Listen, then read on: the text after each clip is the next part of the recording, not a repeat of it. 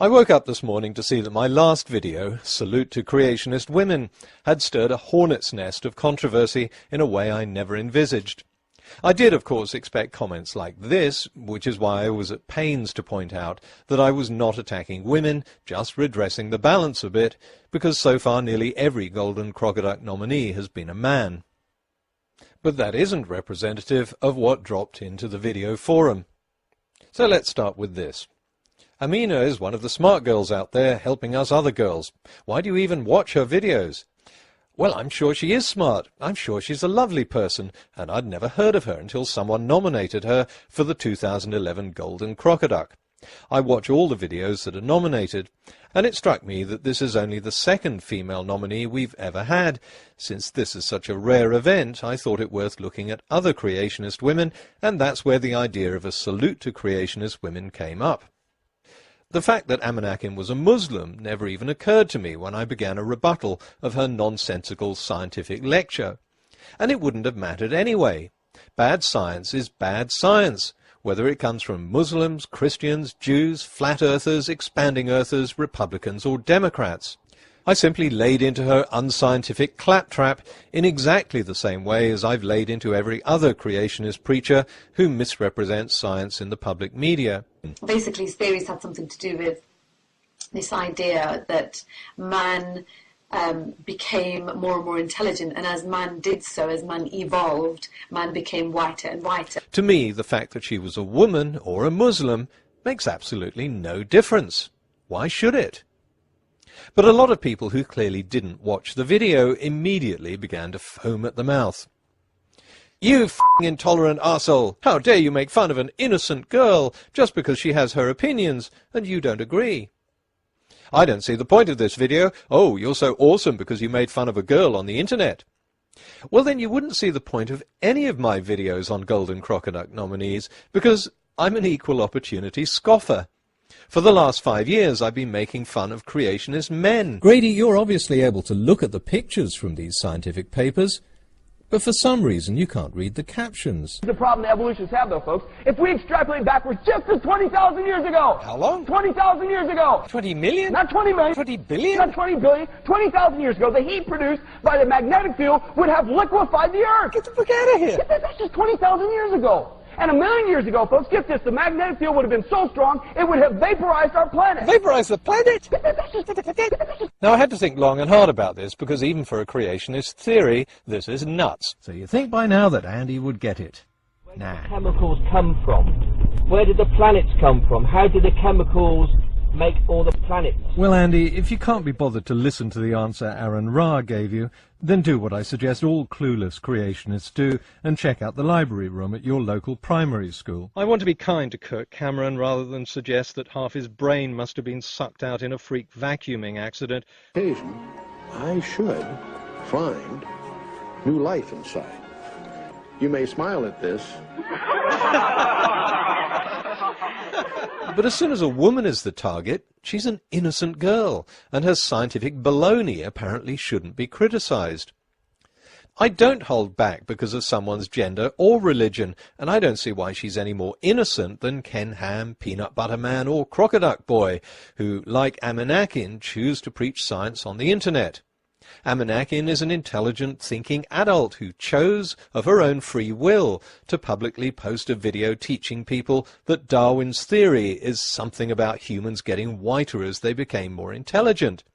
If another YouTuber like Nephilim Free had said the same thing, I would have torn into him in equal measure, and I'm sure I wouldn't have received a lot of messages about how he's just an innocent boy.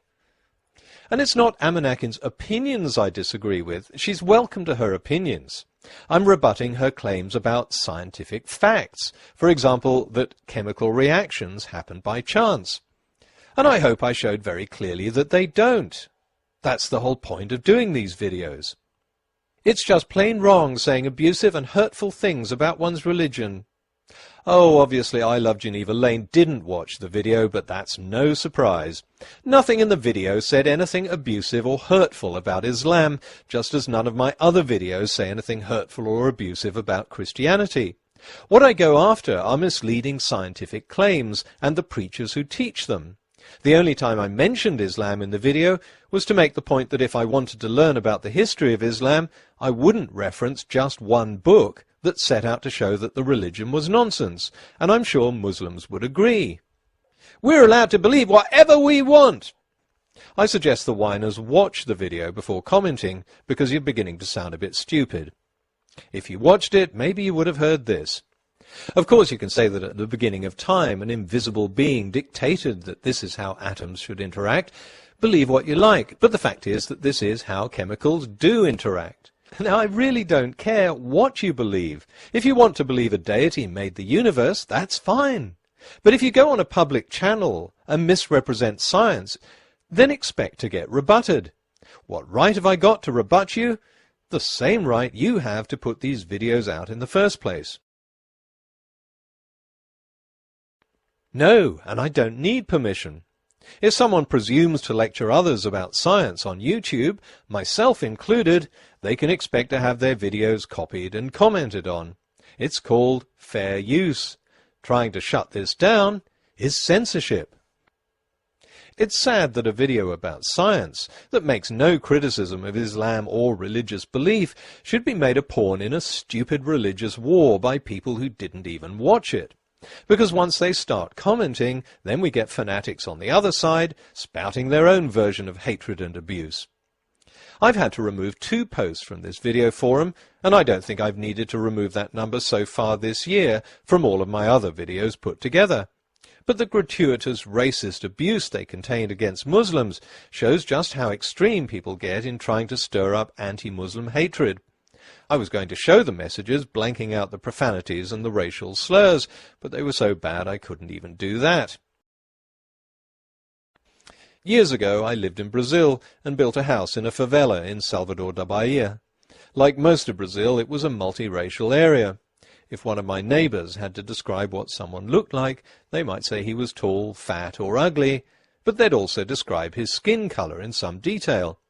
A bit darker than me, he might say, about the same colour as Lucia. But if I tried the same thing in Britain, how can I describe Fred? Well, he's a bit darker than Mike Tyson, but not as black as this bar of chocolate. Yeah, people would be outraged. It's not about being PC, it's just making the assumption of prejudice in sensitive areas like race and religion. In Britain I'd be branded a racist for describing someone's skin colour as a way of identifying him. In Brazil, skin colour is just another feature. I should be as free to criticise Amanak's science lecture as I am to criticise Ken Hovind's, Ken Ham's or Peanut Butter Man's. If you mistake this for an attack on Islam, sorry, but you're an idiot. And if you complain about it on the forum, which you have every right to do, you become a whiny idiot. Oh dear, you're going to misunderstand that, aren't you? I'll get comments like, "You're calling Muslims idiots." No, again, I'm not talking about religion. I'm talking about those who comment without watching the video, without taking in or trying to understand what's being said. It's about those who foam at the mouth over an imaginary slight. Of course, I can understand where this sensitivity comes from. When there are other idiots on YouTube and public intolerance against Muslim beliefs is rampant, it's easy to retreat into a defensive posture and assume that a rebuttal of anything someone says is an attack on whatever religion she happens to hold. But learn to tell the difference. If you can't tell the difference, then that polarizing gap is never going to be bridged.